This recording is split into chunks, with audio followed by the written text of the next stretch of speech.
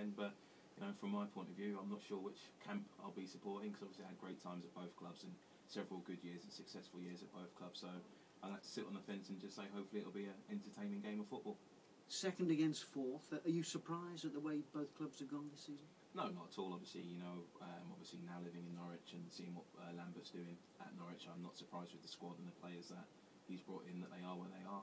And likewise with Swansea, you know, obviously they've had a bit of a transition with managers over the course of the last few years, and definitely since I left the club. But you know, Roberto set a few things in motion there with the style of play and the players that are brought in, and the managers since have continued that. And obviously what Brendan's doing there with the squad, with the players he's added to it, you know, it's been superb. So when you look at both squads and the teams that will be out there on Saturday, it's going to be a superb game of football.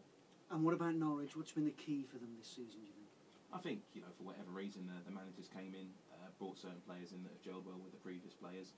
Obviously, Grant Holt, big key figure for them, skipper, main goal scorer, and you know, he leads by example. But I think everyone that he's brought in has come in and done the business, and he's got the correct work ethic going through certain players as well.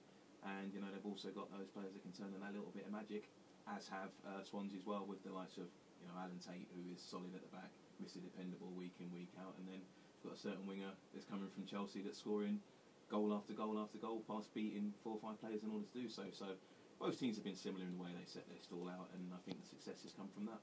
You say you're going to sit on the fence as far as Saturday's concerned. What about promotion in general? Which of the clubs would you fancy more so for the automatic spot? Well, you'd say at this moment in time, you know, Norwich are in that position where they're looking like they could guarantee themselves, you know, that second spot if they continue to perform as they have done over the course of the season. However, we all know that there's going to be lots of swings and roundabouts between now and the end of the season. But, you know, at this moment in time, Norwich are in that position. But I'm sure, you know, coming Saturday, Swansea will be trying to put a spanner in their works and hoping, to take the second place off them at some point this year. And be nice for you if both win up. That would be the ideal scenario, with all due respect to Mr. Warnock at QPR. That would be an ideal scenario for me.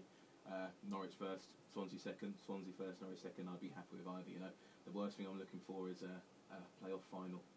That wouldn't be ideal. I wouldn't know where to sit in the stand there if that game happened. But hopefully, you know, if it could be a situation where Norwich got automatic, Swansea through the playoffs, worst case scenario, I'll be quite happy with that and very impressed. Great. Good man. Excellent.